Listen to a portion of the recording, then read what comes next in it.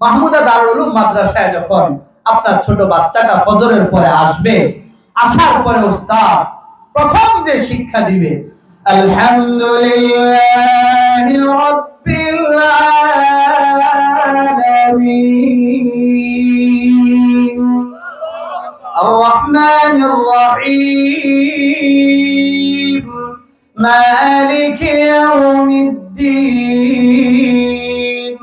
ইয়্যাকা না'বুদু ওয়া ইয়্যাকা নাস্তাঈন اهدنا الصراط المستقيم صراط الذين أنعمت عليهم غير المغضوب عليهم ولا الضالين।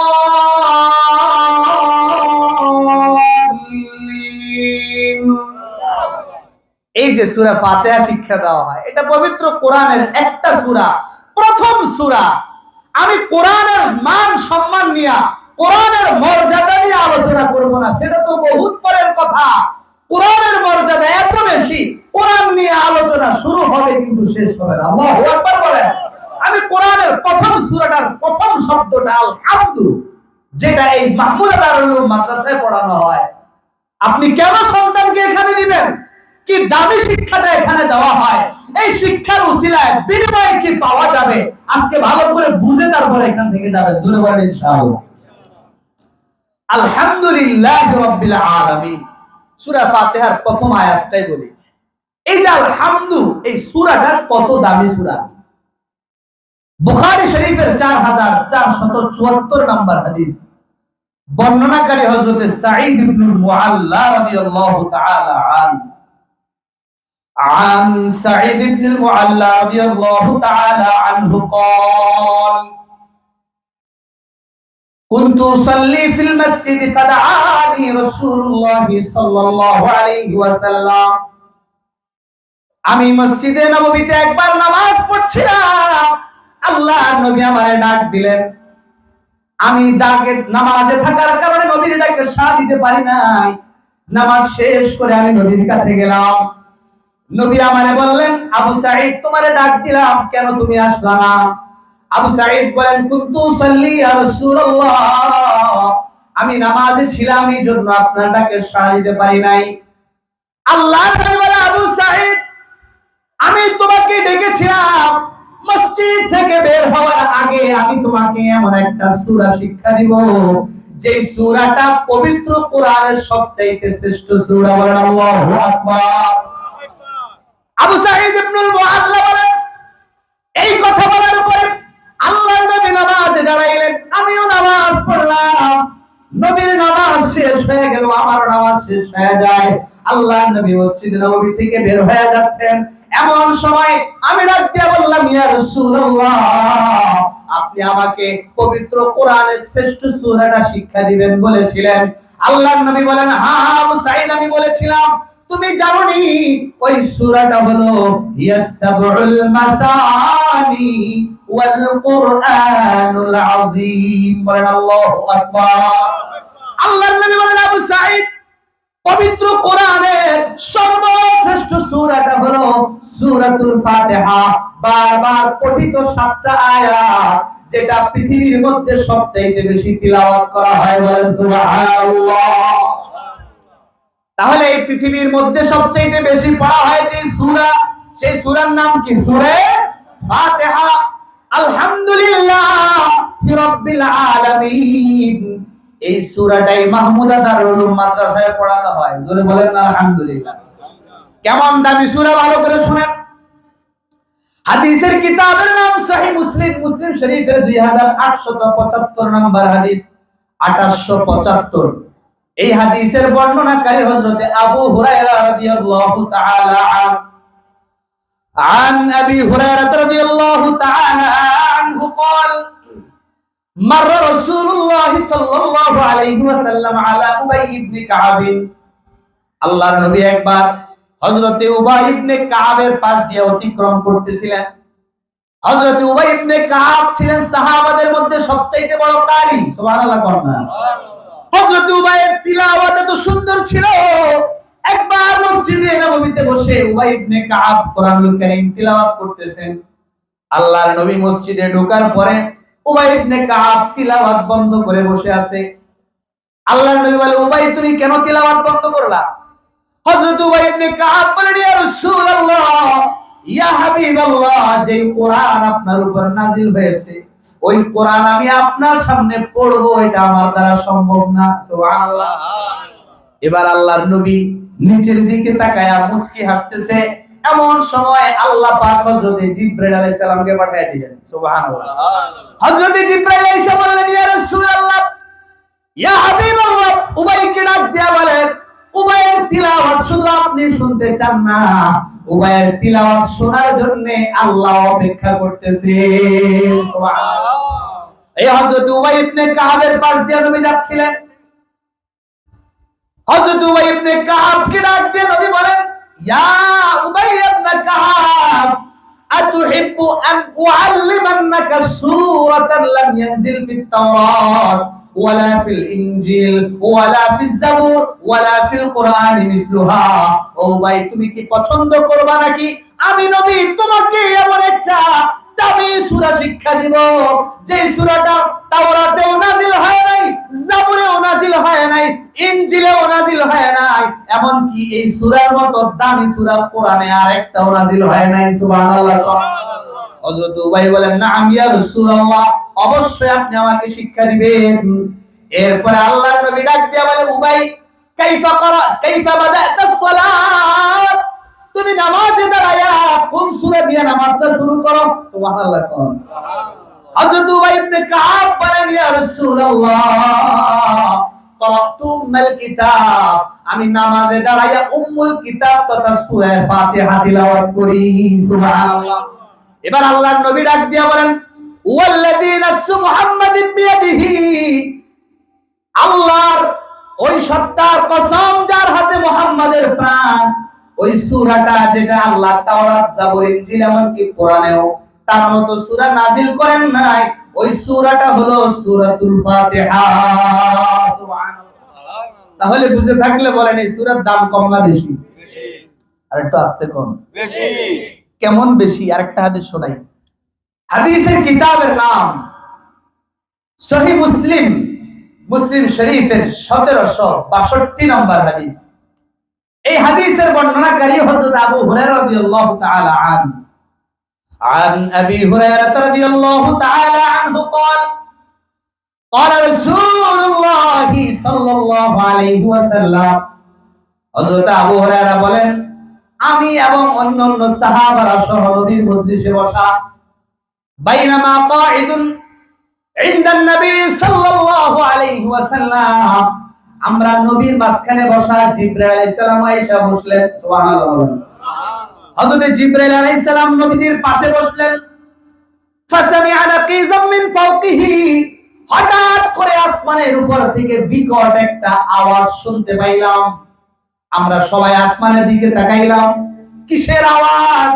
আল্লাহর নবী জিবরাইল আমিনকে ডাক দিয়ে বলে, ভাই জিবরাইল, এটা কিসের আওয়াজ? জিবরাইল আলাইহিস সালাম বলেন, ইয়া রাসূলুল্লাহ, হাদা বাবুম মিনাস সামা ফুতিহাল ইয়াউম লাম ইফতাহ কাত্তু ইল্লাল ইয়াউম। নবী গো, এটা হলো আসমানের এমন একটা দরজা, যেই দরজাটা মাত্র খুলেছে, আজকের দিনের আগে কখনো এই দরজা আর খোলে নাই। আল্লাহু আকবার। ফানাজালা মিনহু মালাকুন, ইয়া রাসূলুল্লাহ, ইয়া হাবিবাল্লাহ, এই দরজা দিয়ে এমন একজন ফেরেশতা এই মাত্র দুনিয়ার জমিনে নেমে এসেছে, লাম ইয়ানজিল কাত্তু ইল্লাল ইয়াউম, যে ফেরেশতাটা আজকের আগে কখনো আর দুনিয়ায় আসে নাই। সুবহানাল্লাহ। আল্লাহর নবী বলে, স্পেশাল দরজা খুললো, স্পেশাল ফেরেশতা দুনিয়ায় আসলো, কারণটা কি? হযরত জিবরাইল বলেন, ইয়া রাসূলুল্লাহ, ফেরেশতা মাত্র আসলো, ফাসাল্লামা আলাইকা, আপনাকে সালাম করেছে, ওয়া ক্বালা আবশির বিনুরাইন, নবী ফেরেশতা আল্লাহর কাছ থেকে আপনার জন্য দুইটা সুসংবাদ নিয়ে এসেছেন। সুবহানাল্লাহ। দুইটা নূর নিয়ে এসেছেন, দুইটা আলোক উজ্জ্বলময় জিনিস নিয়ে এসেছেন, যেই দুইটা নূর আপনার আগে কোন নবীকেও দেওয়া হয় না। সুবহানাল্লাহ। এক নম্বর সূরাতুল ফাতিহা, দুই নাম্বার ওয়া খাওয়াতিমুস সূরাতিল বাকারা, সূরাতুল বাকারার শেষ আয়াতগুলো এবং সূরা ফাতিহা, এই দুইটা নূর আল্লাহ স্পেশালি আপনাকেই দান করেছেন। বলেন আল্লাহু আকবার। আর জোরে চিল্লায়ে বলেন আল্লাহু আকবার। কেমন দামি সূরা, সূরা ফাতিহা। এটাই মাহমুদা দারুল উলুম মাদ্রাসায় শিক্ষা দেওয়া হয়। পবিত্র কোরআনের শ্রেষ্ঠ সূরা দিয়েই এখানে পড়া শুরু হয়। এজন্য এই ইলম, এই জ্ঞান যার ভেতরে ঢুকবে ইনশাআল্লাহ ওই নূর, স্পেশাল নূর আল্লাহ পাক তাকে ওই নূরের উসিলায় জান্নাতে দিয়ে যাবেন। সুবহানাল্লাহ। আমার ভাইয়েরা বাবাজিরা, সূরাতুল ফাতিহা কেমন দামি সূরা। মুসলিম শরীফের 395 নম্বর হাদিসে নবী বলেন, قال الله سبحانه وتعالى, আল্লাহ তাআলা ডাক দিয়া বলেন, قسمتُ الصلاة بيني وبين عبدي نصفين, আমি সালাত তথা সূরা ফাতিহাকে আমার মাঝে এবং বান্দার মাঝে দুই ভাগে ভাগ করছি। সুবহানাল্লাহ করেন না। অর্থাৎ বান্দা যখন নামাজে দাঁড়ায় আলহামদুলিল্লাহি রাব্বিল আলামিন পড়ে, قال الله تعالى حمدني عبدي, واذا قال الرحمن الرحيم قال الله تعالى اثنى علي عبدي, واذا قال العبد مالك يوم الدين قال الله تعالى مجدني عبدي। এভাবে আল্লাহ রাব্বুল আলামিন বান্দার প্রত্যেকটা আয়াতের জবাব দেয়। ফাইনালি আল্লাহর বান্দা যখন আল্লাহকে বলে, আল্লাহ ইহদিনাস সিরাতাল মুস্তাকিম সিরাতাল লাযীনা আন'আমতা আলাইহিম গায়রিল মাগদুবি আলাইহিম ওয়ালাদ-দাল্লিন, আল্লাহ গো এমন একটা পথ দেখান যেই পথে চললে সরাসরি জান্নাতে যাওয়া যাবে। আল্লাহ রাব্বুল আলামিন বলেন, হাদিল আয়াতু বাইনি ওয়া বাইনা আবদি ওয়া লিআবদি মা সাআলা, আমার বান্দা আমার কাছে জান্নাতের পথ চেয়েছে, যা যা যা বান্দা আমি তোরে এমন পথের দিশা দিয়ে দিলাম, এই পথে তুই চলবি, আমি আল্লাহর জান্নাত পেয়ে যাবি। আমার ভাইয়েরা বাবাজিরা, আলহামদু এই শব্দটার কত দাম, আলহামদু শব্দটার কত ফজিলত। হাদিসের কিতাবের নাম সহিহ মুসলিম, মুসলিম শরীফের 3597 নম্বর হাদিসে নবীজি বলেন, আহাব্বুল কালামি ইলাল্লাহি আরবা, আল্লাহর কাছে চারটা কালাম, চারটা বাক্য সবচাইতে বেশি প্রিয়। সুবহানাল্লাহ। আর একটু আস্তে কোন সুবহানাল্লাহ। মুসলিম শরীফের 2137 নম্বর হাদিস, 2137, আল্লাহর কাছে সবচাইতে পুরো পৃথিবীতে বাংলা, ইংলিশ, চায়না, জাপান যত ভাষা আছে, আরবি, উর্দু, ফার্সি, সব ভাষায় যত কোটি কোটি মিলিয়ন বিলিয়ন শব্দ আছে, সব শব্দের মধ্যে আল্লাহর কাছে চারটা শব্দ সবচেয়ে বেশি প্রিয়। সুবহানাল্লাহ। আহাব্বুল কালামি ইলাল্লাহি আরবা, আল্লাহর কাছে সবচেয়ে প্রিয় হলো চারটা বাক্য। এক নাম্বার সুবহানাল্লাহ, দুই নাম্বার আলহামদুলিল্লাহ, তিন নাম্বার লা ইলাহা ইল্লাল্লাহ, চার নাম্বার আল্লাহু আকবার। জোরে করে আল্লাহু আকবার। এই চারটা বাক্য আল্লাহর কাছে সবচেয়ে প্রিয়। লা ইয়াদুররুকা বিআইহিন্না বাদাতা ওয়া হুন্না মিনাল কুরআন, এই চারটা বাক্য কোরআনে আছে। তুমি যখন তাসবিহ নিয়ে পড়া শুরু করবা, আগে সুবহানাল্লাহ পড়ো, কোনো সমস্যা নাই, আগে আল্লাহু আকবার পড়ো, কোনো সমস্যা নাই, কারণ এই চারটা বাক্য আল্লাহর কোরআনের মধ্যে আছে। সুবহানাল্লাহ।